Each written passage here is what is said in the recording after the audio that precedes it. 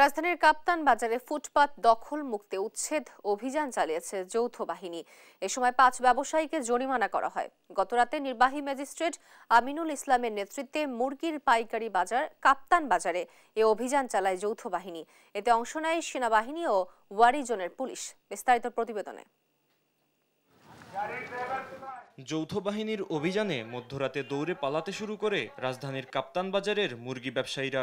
নিরাপদ সড়ক আন্দোলনের কাছ থেকে সড়ক অবরোধের তথ্য পেয়ে গতরাতে সেখানে অভিযান চালায় সেনাবাহিনী ও পুলিশ। অভিযানে উচ্ছেদ করা হয় সড়ক দখল করে বসানো সব অবৈধ দোকান, জব্দ করা হয় বেশ কয়েকটি মুরগির গাড়ি। আমরা এই পর্যন্ত 5টা গাড়িকে প্রতি গাড়িকে 5,000 টাকা করে আমরা জরিমানা করেছি।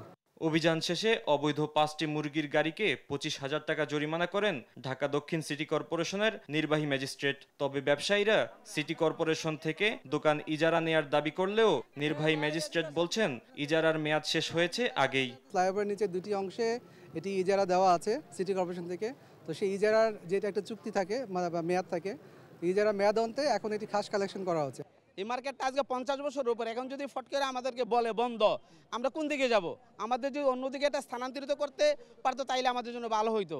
কিন্তু আমরাও বুঝি যেখানে সমস্যা, কিন্তু আমরা ভালো জায়গা পাইতেছি না।